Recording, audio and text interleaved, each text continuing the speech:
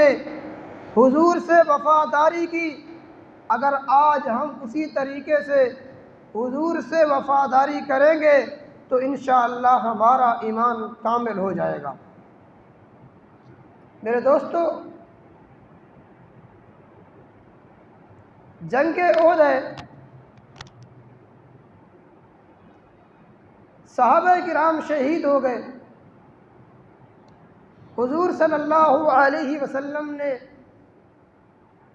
نوجوانوں کو حکم دیا کہ تم اپنے بابا کی لاش کو یہاں سے لے کر مدینہ لے جاؤ۔ جس صحابی کا نام حضرت عمر بن جموح رضی اللہ تعالی عنہ، ان کے بیٹوں کو کہا گیا کہ آپ اپنے بابا کی لاش کو یہاں سے لے جائیں، مدینہ میں لے جائیں۔ گھر والے یہاں آ نہیں سکتے، جنازہ نہیں پڑھ سکتے، لہٰذا آپ اپنے بابا کی لاش کو مدینے لے جائیں، وہیں پر ان کا جنازہ پڑھیں۔ جب ان کے بیٹوں نے اپنی بابا کی لاش کو اونٹ پہ رکھا تو اونٹ اٹھتا نہیں ہے۔ تمام صحابہ کرام رضوان اللہ تعالی علیہم اجمعین نے زور لگا لیا، لیکن وہ اونٹ نہیں اٹھتا۔ آخرکار حضور صلی اللہ علیہ وسلم کو شکایت کی گئی، یا رسول اللہ، جس اونٹ کے اوپر ہم نے اپنے بابا کی لاش کو رکھا ہوا ہے وہ اونٹ اٹھتا نہیں ہے۔ حضور صلی اللہ علیہ وسلم نے فرمایا، تم ٹھہر جاؤ، اس اونٹ کو بیٹھنے دو، اس کو اٹھانا نہیں ہے۔ سب سے پہلے مجھے یہ بتاؤ کہ حضور صحابی حضرت عمر بن جموح رضی اللہ تعالی عنہ گھر سے روانہ ہوتے ہوئے کوئی دعا بھی کی تھی؟ ان کے بیٹوں نے کہا، ہاں یا رسول اللہ، ایک دعا کی تھی، اللہ تبارک و تعالیٰ سے دعا مانگی تھی، اللہم ارزقنی الشہادۃ ولا تردنی الی اہلی، اے اللہ مجھے شہادت کی موت عطا کر دینا اور مجھے میرے گھر والوں کی طرف واپس نہ لٹانا۔ یہ دعا کی تھی۔ حضور صلی اللہ علیہ وسلم نے فرمایا، میرے بیٹو، یہ اب ان کی لاش کو واپس نہ لے جاؤ، اللہ تبارک و تعالیٰ نے ان کی دعا کو قبول کر لیا ہے۔ اب یہ باقی جو شہداء احد کے شہداء ہیں جو یہیں پر دفن ہوں گے، احد کے میدان پر دفن ہوں گے، ان کو بھی ان کے ساتھ دفن کیا جائے گا۔ حضور صلی اللہ علیہ وسلم نے 70 صحابہ کا ایک ہی جنازہ پڑھا تھا اور کسی ایک کو غسل نہیں دیا گیا، اور 70 صحابہ کو سامنے رکھ کر تنے تنہا حضور صلی اللہ علیہ وسلم نے جنازہ پڑھا ہے۔ اس واقعہ سے علماء مسئلہ نکالتے ہیں، اگر 10 آدمی فوت ہو جاتے ہیں، 10 آدمی مر جاتے ہیں، ان کا بیک وقت ایک ہی نماز جنازہ پڑھا جائے گا اور ایک ہی وقت میں ان کا جنازہ پڑھا جائے گا۔ اس لیے احد کے صحابہ کرام رضوان اللہ تعالی علیہ مجمعین کا ایک ہی جنازہ پڑھا گیا اور ایک ہی جگہ میں دفن کیا گیا، اور کسی صحابی کو غسل نہیں دیا گیا، صرف ایک صحابی کے علاوہ، وہ حضرت حنظلہ رضی اللہ تعالی عنہ ہیں، ان کو غسل دیا گیا۔ ان کو غسل کیوں دیا گیا؟ میرے دوستو، جب دشمن کی یلغار بہت زیادہ ہو گئی، صحابہ کرام رضوان اللہ تعالی علیہ مجمعین پر مشکل آن پڑی، تو حضور صلی اللہ علیہ وسلم نے صحابی کو حکم دیا، جاؤ مدینہ میں اعلان کرو، جو صحابی جو جس کام میں ہے فوراً وہ میدان احد میں پہنچے۔ صحابی روانہ ہوتا ہے اور مدینہ میں پہنچتا ہے۔ حضرت حنظلہ رضی اللہ تعالی عنہ کی ایک دن پہلے شادی ہوتی ہے، ایک رات ہی گزری تھی، وہی رات تھی، اسی رات وہ صحابی مدینہ میں پہنچا، اور حضرت حنظلہ رضی اللہ تعالی عنہ اپنی بیوی کے ساتھ رات گزار کے غسل خانے کی طرف آیا۔ غسل خانے میں پانی رکھا ہوا ہے۔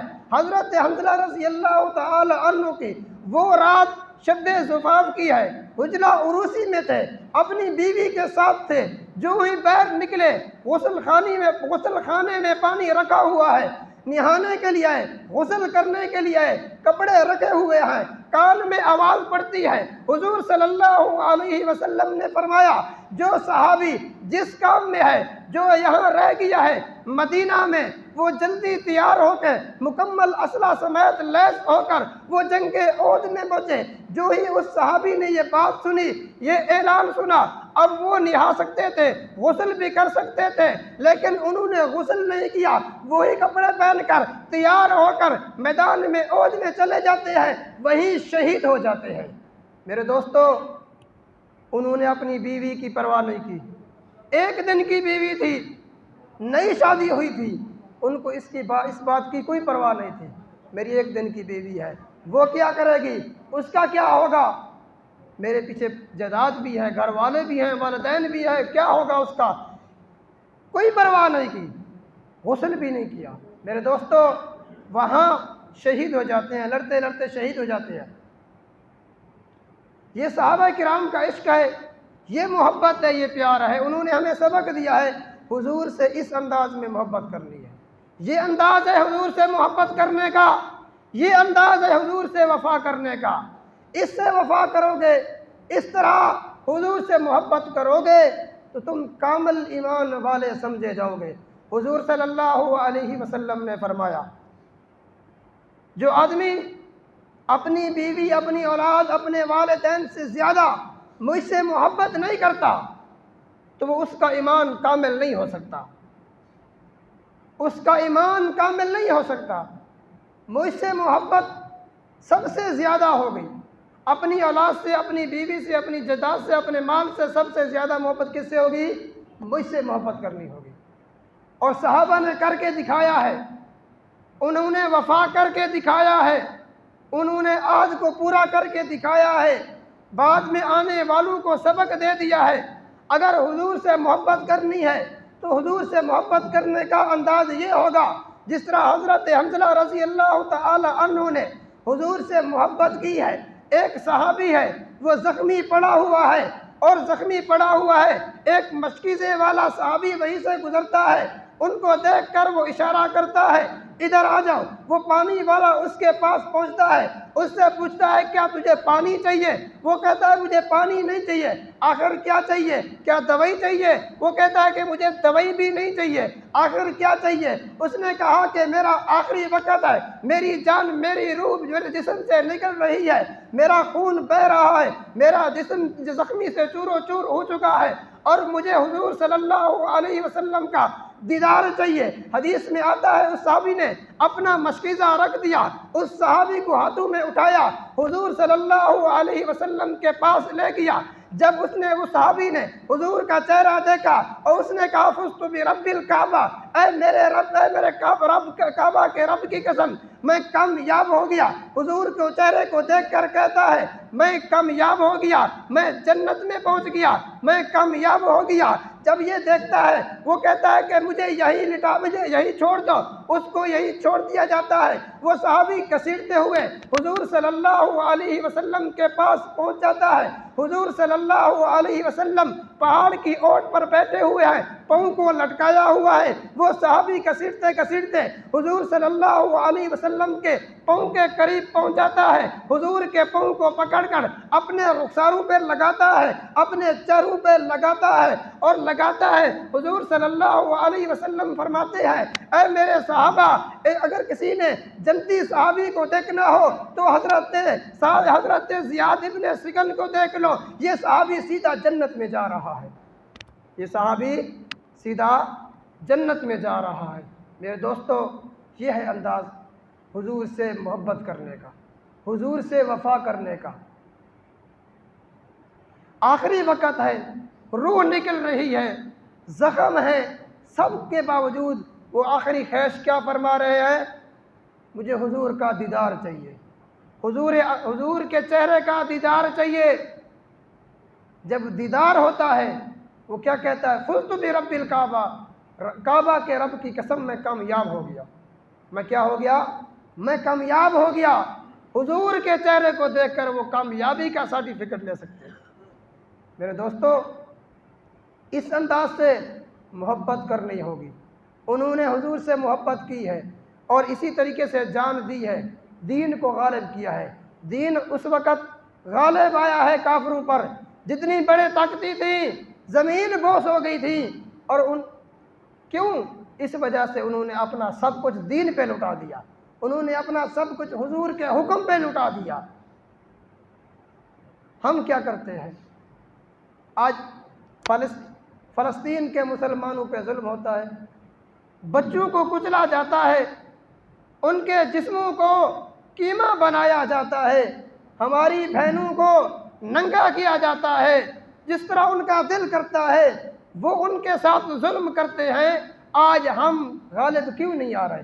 دنیا کے جس کونے میں جہاں کہیں مسلمان موجود ہے وہ مغلوب نظر آتا ہے، آخر یہ کیوں ہے؟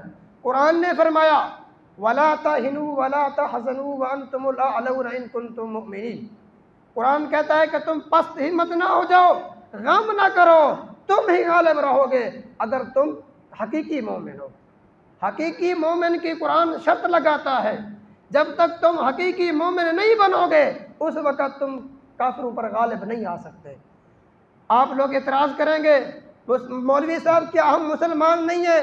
ہم تیرے پیچھے جمعہ ادا کرنے آئے ہیں، تبھی تو آئے ہیں، مسلمان تھے تو تب آئے ہیں۔ آپ اعتراض کریں گے مولوی صاحب ہم 5 وقت کی نمازیں آپ کے پیچھے پڑھتے ہیں، مسلمان ہیں تو تبھی پڑھتے ہیں، آپ نے یہ اعتراض کیوں لگا دیا؟ قرآن یہ کیوں کہتا ہے ان کنتم مؤمنین، اگر تم حقیقی مومن ہو تب تم غالب آؤ گے، اس طرح تم غالب نہیں آ سکتے۔ میرے دوستو، قرآن کا یہ مطلب نہیں ہے کہ تم مسلمان نہیں ہو، قرآن کہہ رہا ہے کہ تم حقیقی مومن بن جاؤ، کمال والے ایمان والے بن جاؤ، تمہارا ایمان کمال والا ہوگا تب تم غالب رہو گے۔ یہ ایمان ہمارا کمال کو نہیں پہنچا، ایمان ہے، مومن ہے، لیکن کمال کو نہیں پہنچے۔ وہ ایمان ہمارے پاس موجود نہیں ہے جو کافروں پر ہمیں غالب کرے، جو کافروں پر ہمیں کیا کرے؟ غلبہ دے، وہ ایمان ہمارے پاس موجود نہیں ہے۔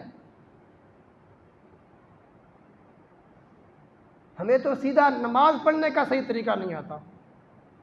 آپ کی بات نہیں کر رہا، میں اپنی بات کر رہا ہوں۔